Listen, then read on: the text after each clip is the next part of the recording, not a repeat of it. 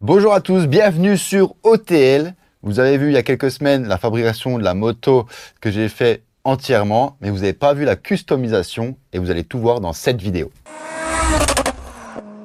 Du coup, il y a quelques semaines, vous avez vu une vidéo où je fabriquais une moto entièrement, donc avec un kit de base, et vous avez vu, vous, le résultat fini en mode custom. Mais vous n'avez pas vu la transition. C'est ce que je m'apprête à faire. Là, c'est le mois du passé qui... Je m'apprête à la customiser. Donc en fait, vous avez déjà vu à quoi elle ressemble. Au moment où je vous parle, moi je ne sais pas du tout à quoi elle ressemble. Vous avez vu la moto en kit de base. Là, j'ai redémonté juste ce qu'il faut sur la moto pour installer toutes mes pièces custom. Voici du coup comme elle est. Voilà. Donc en gros, vous avez bien compris qu'il n'y allait pas avoir grand chose qu'allait rester sur la moto de base. Alors, j'ai plein de pièces custom, vous en doutez, vu l'état de la moto actuelle. Je vous les montrerai une à une. Je ne vais pas vous faire un état des stocks maintenant. Ou alors, il fallait être sur Instagram à ce moment-là parce que j'ai tout montré. Donc, n'hésitez pas à aller vous abonner à Instagram. Comme ça, c'est dit. Et j'en profite à cette chaîne YouTube, à partager, à liker. Comme ça, c'est fait. Je vous embête plus. Terminé, bonsoir. J'ai décidé de commencer par la fourche. Donc, je vais vous la montrer. Et déjà, premier problème sur une adaptation de la fourche. Elle est là. Elle ressemble à ça, cette fourche. Donc, elle est magnifique. C'est une fourche du type Springer, un peu comme on peut voir sur les Harley Davidson.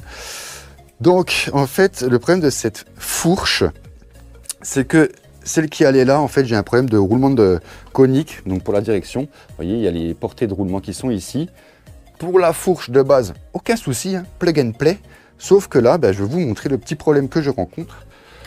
Voici le roulement qui doit aller. Et en fait, quand on le met ici, vous voyez, ça ne descend pas.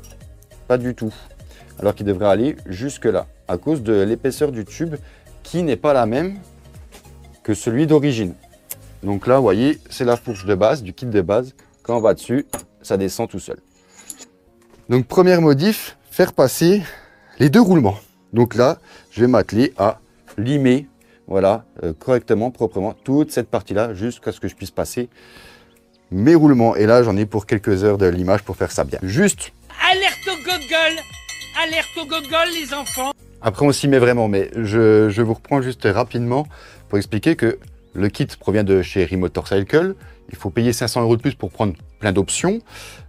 Alors attention, quand vous prenez les options, ce n'est pas plug and play. Parce que quand ils vous vendent une fourche comme celle-ci ou comme les autres pièces qui sont là-bas, ce sont des pièces à adapter pour toutes les motos. C'est-à-dire que vous pouvez autant commander cette fourche pour une Yamaha, une Honda, enfin un bobber, ce que vous voulez construire, que pour une moto de kit de base.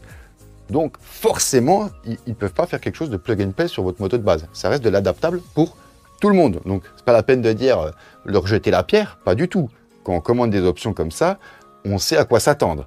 Et j'ai pas expliqué pourquoi j'avais pris la décision de limer le tube. C'est que tout simplement, je ne peux pas modifier le cadre. Donc j'avais pensé à changer les roulements et à prendre des nouveaux roulements adaptés. J'ai pas trouvé aux bonnes cotes. Donc si je peux pas modifier les roulements, mais que je peux pas non plus modifier le cadre, je ne peux modifier que la fourche.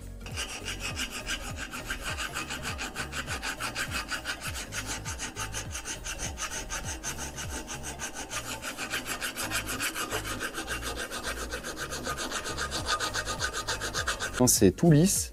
Donc en fait, c'est un travail hyper méticuleux. Genre, faut pas être un bûcheron, tu vois, parce que si tu en fais de trop, tu peux faire un plat, donc très mauvais. Et surtout, si tu limes de trop, après le roulement, ici, il aura du jeu. Donc après, j'aurai du jeu dans la fourche. Donc très mauvaise idée. Donc d'abord à la lime, ensuite au Jex. Donc là, le Jex, je sais pas si vous connaissez, c'est la même matière qu'on retrouve le verre derrière les éponges. Et du coup, maintenant, le roulement. Attendez, hop. Il y va sans forcer et on n'a pas du tout de jeu à la base. Donc c'est nickel. Donc maintenant je vais graisser les roulements, je vais graisser les portances de roulement qu'on retrouve à l'intérieur du cadre, voilà, juste ici, pour qu'il y ait une bonne étanchéité et surtout que les roulements ne s'usent pas, qu'il n'y ait pas de point dur quand on guidonne. Et surtout, il y a juste un dernier truc qui m'embête, c'est que, vous voyez, le roulement il vient tout de suite prendre sur cette base-là, puis en fait, il y a toute la merde qui pourrait rentrer dedans. Donc du coup, j'ai chopé des grosses rondelles qui me restaient dans mon atelier. Et je vais faire ça. Et comme ça viendra protéger un peu cette cage pour les rouleaux. Voilà, je mettrai comme ça. Et je ferai pareil au-dessus. Parce que pareil, au-dessus, il n'y a rien. Pareil, dans la même optique, c'est de protéger le roulement. Donc je graisse tout et j'enquille la fourche. Ça y est, la fourche est assez modifiée pour être rentrée dans le cadre. Donc, Il doit défiler un peu manger. Pourquoi il n'y a personne là pour me la tenir? Elle a pas ce multiprise. Trop.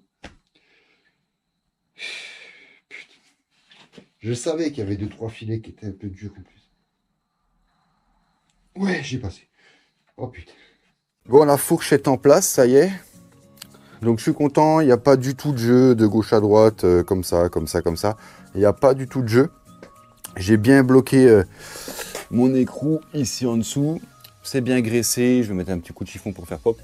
Donc par contre maintenant, vu que j'ai mis des petites cales moi pour venir, on va dire, éviter qu'il y ait trop de poussière, de gravier, des choses comme ça qui viennent endommager les roulements, ben, quand je mets la platine sur laquelle va venir les pontets du guidon, ben, forcément ici on a un petit jour, donc je vais revenir mettre la même épaisseur de cale ici et le problème sera résolu. Ça c'est vraiment 3 fois rien et c'est dû de ma part. Donc il y a eu une petite modif qui a été faite là-dessus, c'est que j'ai dû repercer moi-même 2 trous pour venir mettre les pontets, parce que rien à voir, je pouvais pas les mettre. Donc j'ai dû repercer. Alors ça peut paraître rien du tout, percer 2 trous, mais dites-vous que si là tu es décalé d'1 millimètre un peu plus haut, au bout de ton guidon, tu es décalé de ça, quoi. Donc j'ai réussi à percer nickel chrome. J'étais vraiment fier de moi pour le coup. Donc là, je vais pouvoir mettre les pontets, mes petites cales, serrer tout ça et ensuite on passe au problème suivant. Enfin, c'est pas des problèmes, hein. C'est du kiff. Il faut la mériter sa moto, tu vois. C'est là que tu vois que ça se mérite. Donc on va passer, je pense, roue avant, étrier, choses comme ça, voir s'il y a de la modif à faire. L'idée, ça va être clairement de mettre la roue avant, puis la roue arrière pour la reposer sur ses roues et bosser sur le reste. Donc, la fourche n'étant pas la même, forcément, je pense qu'il va y avoir de l'adaptation à faire pour venir mettre la roue en place. Alors, bah, déjà, on a l'entretoise du kit de base, et ça, c'est le capteur de vitesse. Voilà. Donc là, on peut voir que ça ne va pas plaquer complètement, mais les fourreaux d'origine étaient beaucoup plus larges que cette simple lamelle, donc c'est pour ça qu'il y a un jeu. On va voir comment ça se passe.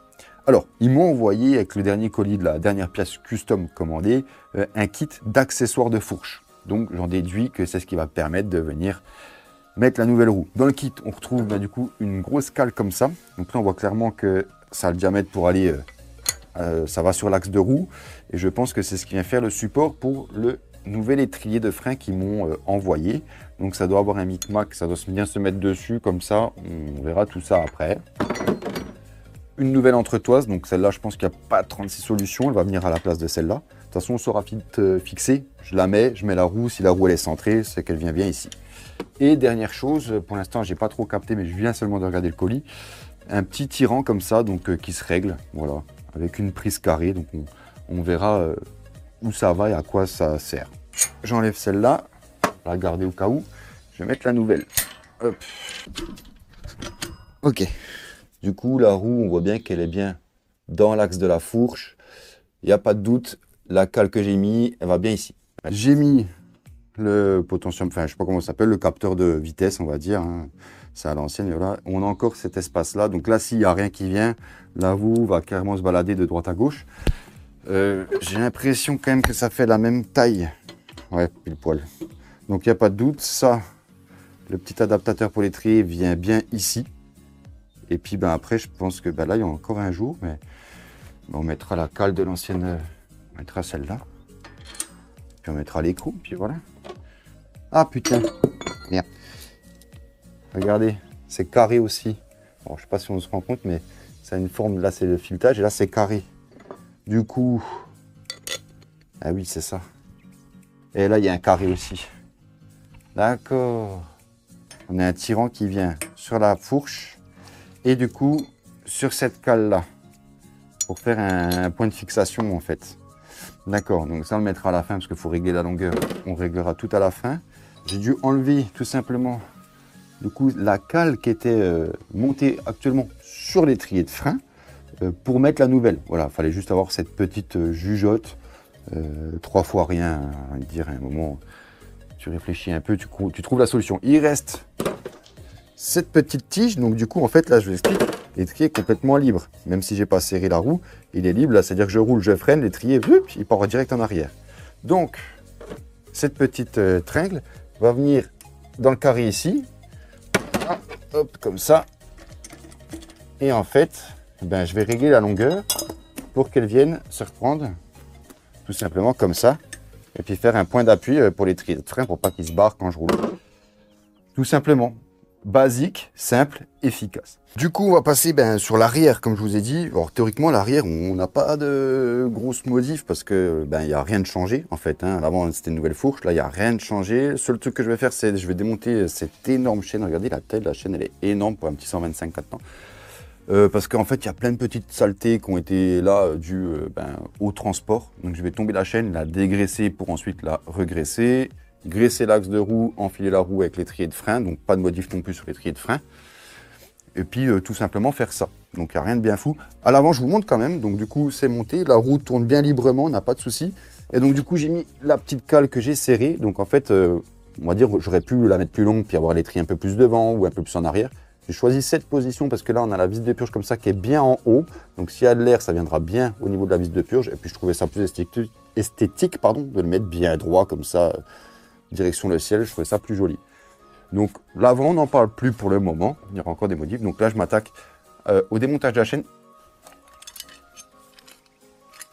Et petite bête. Voilà, théoriquement. Voilà. Et une chaîne. Bon, là, c'est la partie chiante. Je viens de graisser tout l'axe. Donc on va déjà le passer dans les œillets de serrage et dans l'étrier de frein.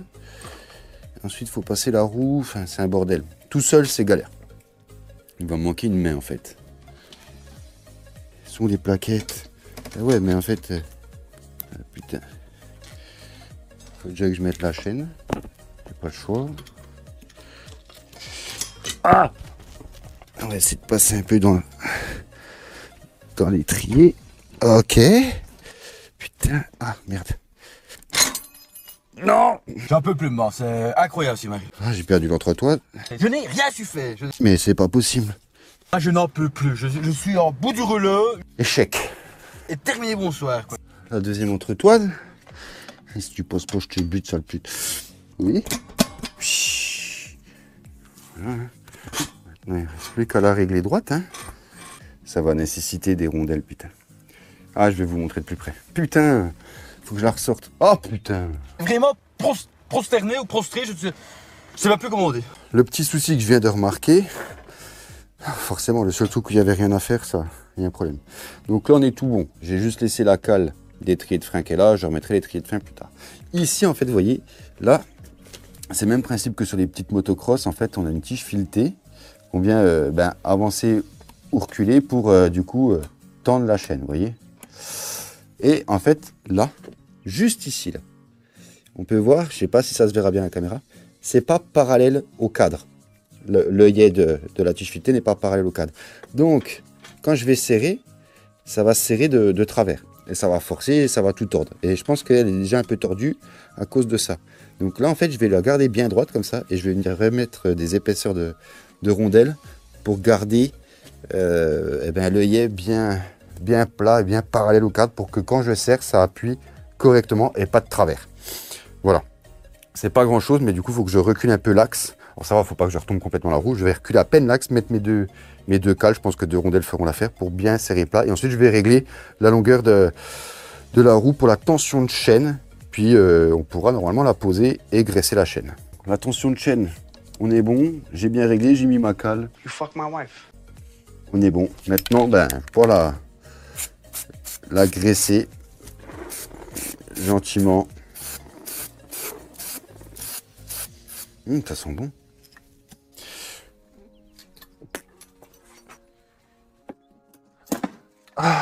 J'ai pris un petit peu d'avance. J'ai monté le nouveau guidon qui va venir en lieu et place de l'ancien. C'est avec un nouveau cintrage. Donc celui-là, il est tiré vers le bas.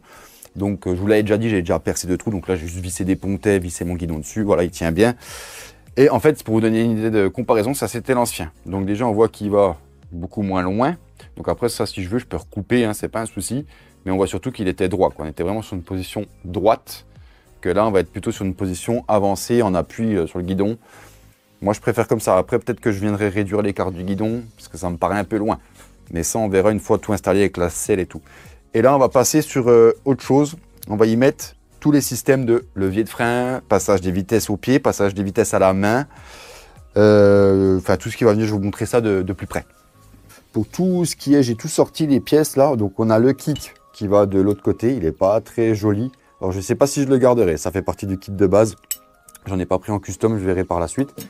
On a cette grosse tringle qui va venir au milieu de la moto en fait et qui va permettre de relier en fait tout ce qui est pédalier, donc des passages de vitesse. Enfin ça c'est la pédale de frein qui est pour le frein arrière. Ici on a la pédale de vitesse et ici on a tout simplement les cale-pieds. Du coup on a des cales ici là des deux côtés. En fait après on a ça là, donc un cale-pied qui vient se mettre là.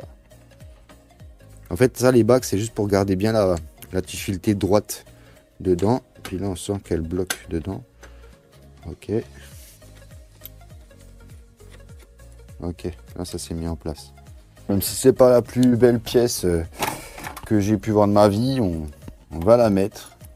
Demain tu tombes en panne de batterie ou autre, ça peut toujours servir. Tu sais quoi, je vais graisser avant de plus pouvoir jamais le sortir. Et du coup, après le système de passage de vitesse au pied, en fait, regardez, si je bouge là, ça bouge ici. Pourquoi?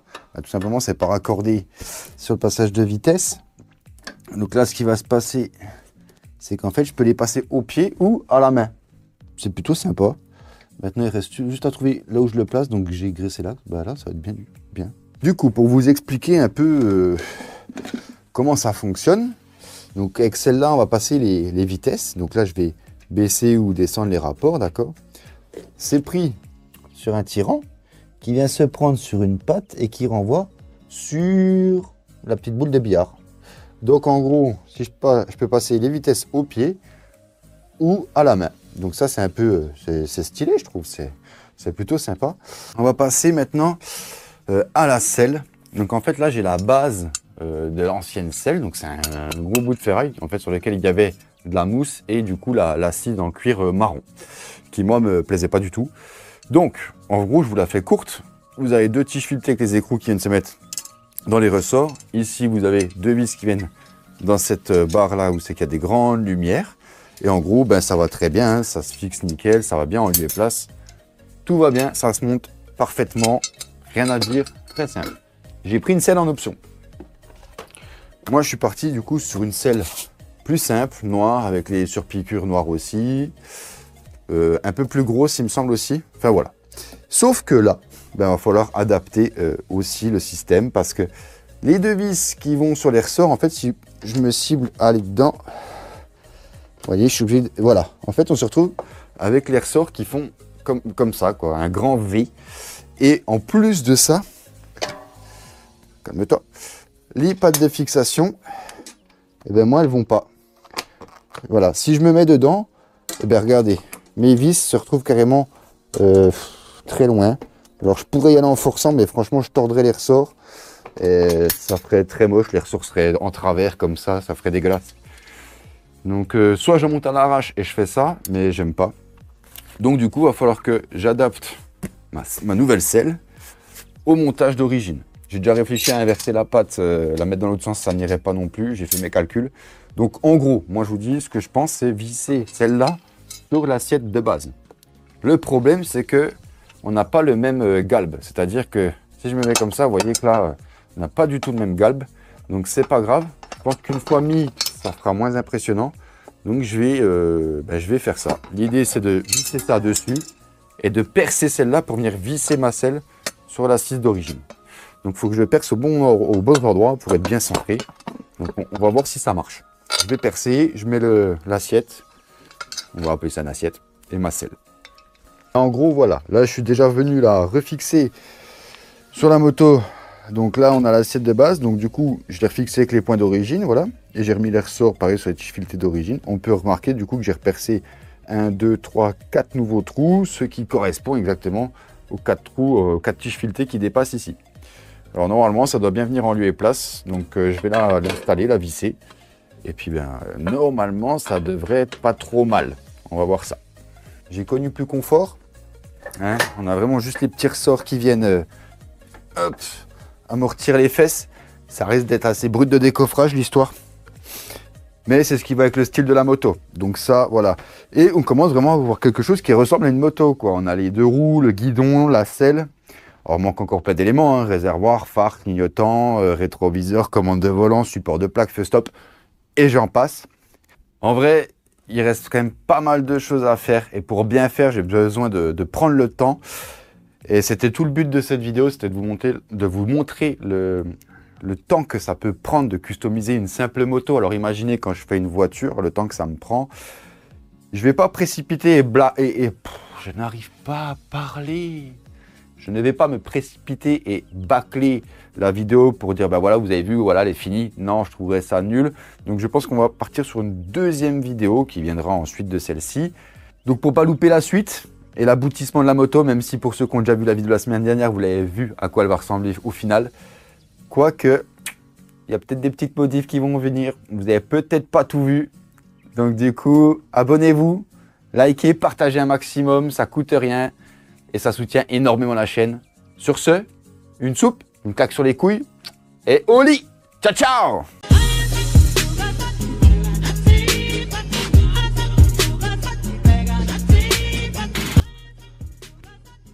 Marco, ça serait le moment de me donner de la force. Arrête de me lécher le visage comme ça. C'est excessivement énervant. De toute façon que tu as de cracher comme un lama partout. Ouais. Que d'amour. Tu veux pas me prêter une patte là? Donne un coup de patte. Oh, bah t'as raison. Regarde les autres faire. Culé.